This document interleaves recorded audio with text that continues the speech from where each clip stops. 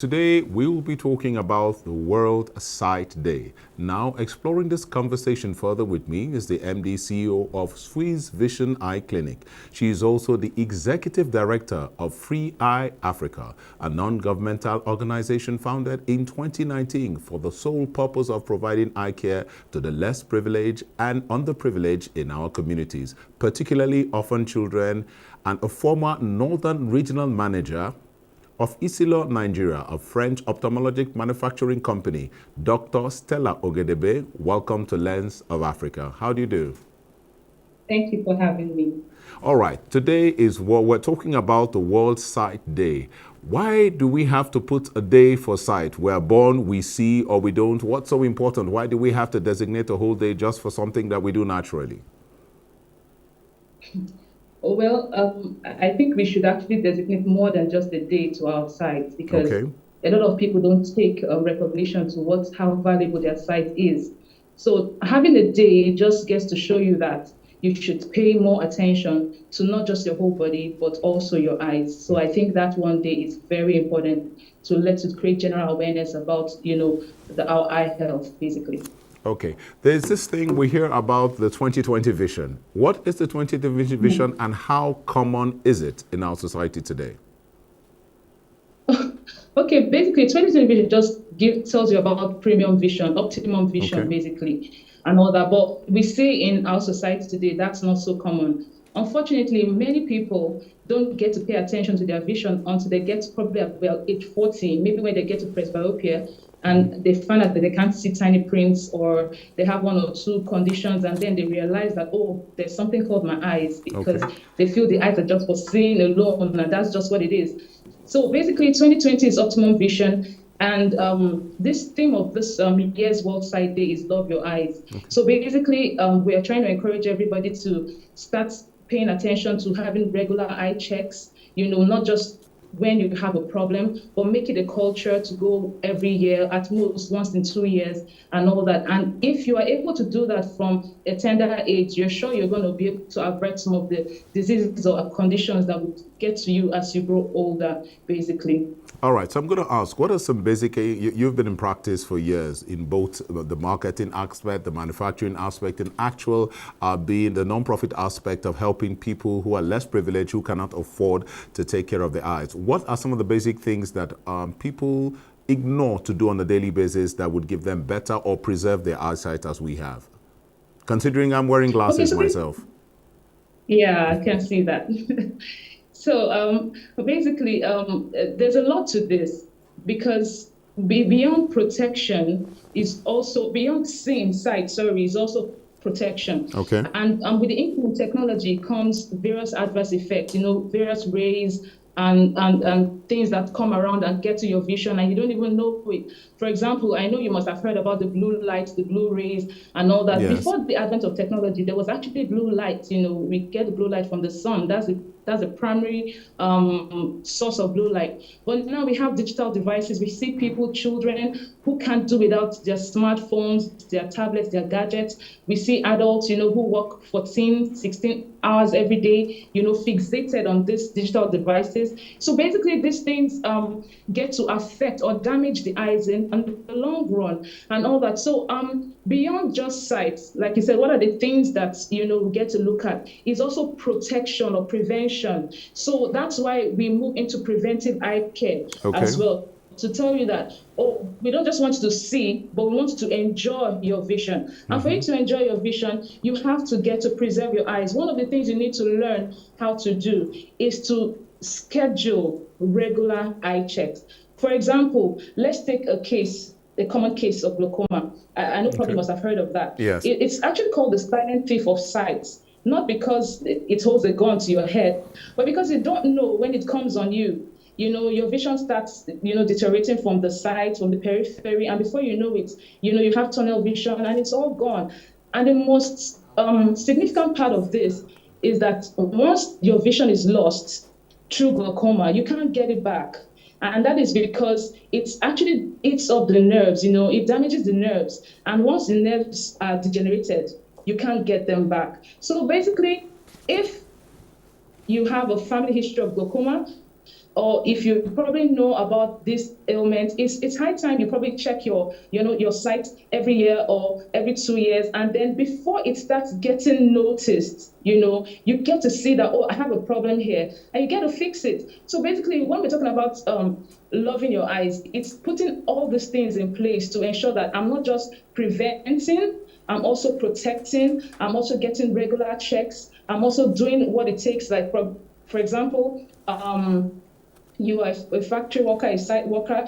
There are protective goggles. There are things you can use, Yes. to protect your vision, which eventually will do you more good than harm. It may be sometimes inconveniencing to have these things on. Yes. Someone once told me, "Oh, do I have to wear glasses all the time?" Oh, sure you don't. But let me tell you, if you if you look at the adverse effect in the next 20 years, of you fixating on those dangerous and harmful rays, I tell you, you start wearing them from now.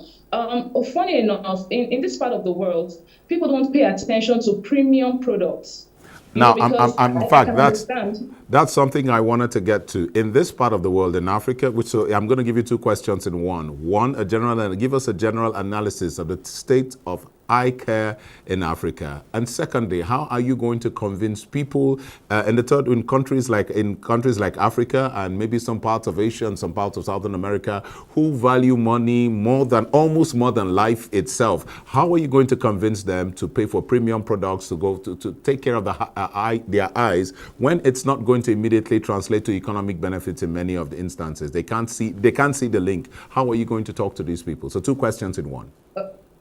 Yeah, so basically, I understand that problem because it's a glaring problem, especially if you're in this society. You know what I'm trying to say, that everybody understands the economic state. And so if I have a product that is X times 3 amounts, and I have the same product that can do the same thing for X amount, it's only normal that you might want to go for the X amount, leaving out the X times 3 amount. But you should ask yourself, why should this product be X times 3? And it's doing the same thing that the X amount is also doing. Now, what makes a lens expensive is not in the power or in the prescription. It is in the treatment that comes alongside with it. Because these lenses, these premium products, they've been subjected to a series of, tests and procedures, coatings. Some lenses have as much as 16 layers, 18 layers. You can't see them because they're coatings, they're treatments. But each layer, has something that they do for you. It's either they're protecting you from UV rays of the sun, or protecting you from blue light, or protecting from scratches, or from dust, or from smudges, or from various things, or from even infrared rays. Yeah, there are lenses that can do that. So basically, we need to explain to people, awareness comes in at this point. A lot of people, Nigerians especially, we don't pay attention to knowledge. We do things that are convenient for us. I had a client once ask me, and he said, "Oh, my mother is 80 something years old and she doesn't use glasses. How come I get to use glasses?" And I told him, I said, "See, I'm not sure your mother did all the things you are doing with your eyes at this time. She probably ate good food, maybe went to the farm every day, plucked her food to eat right from the ground. She probably didn't have a microwave and a refrigerator. She probably didn't do the laptop like 8, 12 hours like you do. She didn't do all these things, but you subject yourself to those things, not because probably you want to. It might be your job or your lifestyle, something you can't really, say, no, I'm not going to do this. It's compulsory for you to do it. So seeing that you are in this situation where you have to do what you have to do. You have to go the extra mile by protecting yourself, because with the increase in technology comes the defects as well that people don't get to tell you and all that. So basically, awareness is going to play a major role. And that's why in World Sight Day, we give people free eye tests.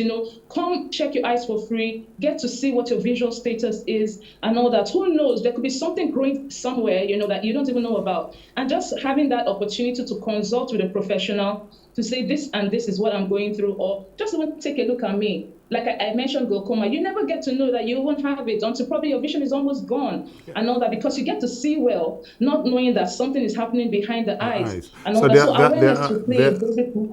Fantastic. There are In also instances people, where going to see the ophthalmologist will reveal that, you have a condition that is still treatable. You could use maybe, for example, medicated glasses, but after a while, it will correct its corrective. You don't have to use it for the rest of your life. But if you go later on, you'll end up probably using it for the rest of your life, like some of us have yeah, to. Now, I'm going to ask yeah. the first question I want to ask, I'm going to ask it again, which is the state of eye care in Africa. What is the state of eye care in Africa? So basically, from research, it's been shown that 285 million people, are either blind or have one form of visual impairment or the other. Yeah. Amongst these 285, we have 39 million who are already legally blind, meaning Wow. no light perception, they Wow. are blind. In this set, we also have about 246 million who probably have Wow. moderate to severe visual impairment and all that. And the interesting fact is that of these 39 million that we say are blind, 90% of them come from low-income countries like Oh dear. Nigeria, Africa, basically. So, and I can This is attribute terrible. that to the fact that resources are probably not available, and even if they have the resources, probably in some areas, eye care is not accessible. Everybody wants to run to the urban areas. Nobody wants to really get to the roots, the grassroots, the rural areas to actually, offer such Yeah. services and all that. So in Africa right now, we have 90% of people blind out of the global figure, of blindness. And among these 246 that we talked about, 80%, of them have conditions that are treatable. So it's not like once you have a visual impairment or something, you are doomed for life, But there are some things that are correctable and some things are not correctable. For example, if you come up with cataract, example, that's not a life-threatening disease or something. You can there are procedures. You can actually take out the bad lens and impute a new one, and then you can see.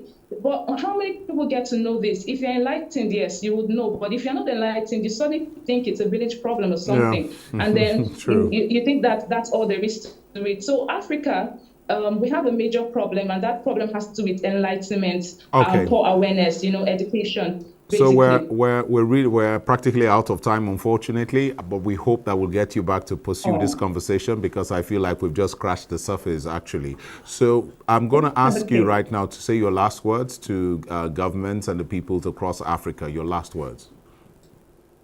Okay, so in my last words, I would like to say that it's high time we work together, to actually move ICARE to the next level. And to the government, make make accessible to everybody, help support. For example, we talked about the NGO that I run, and we do these things for free. But sometimes, you get choked because you don't even have what it takes as much as you want to do, and all that. We have created a system, in Swiss Vision Eye Clinic in Asokoro, where we are merging, both the high class and the mid income earners to give affordable and accessible eye. So it doesn't have to be so expensive for you to get the best. And that's where a professionalism is and all that. So my last is we need to work together. And Government needs to work with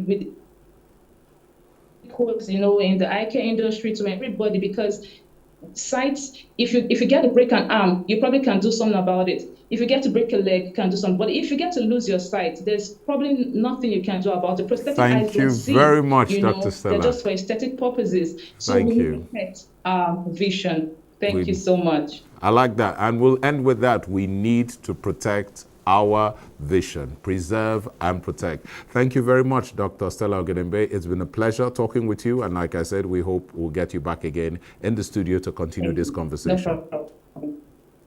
Thank you. All right. Thank you for having me. Our pleasure. Now, moving on from World Sight Day, we move to another very important United Nations Day.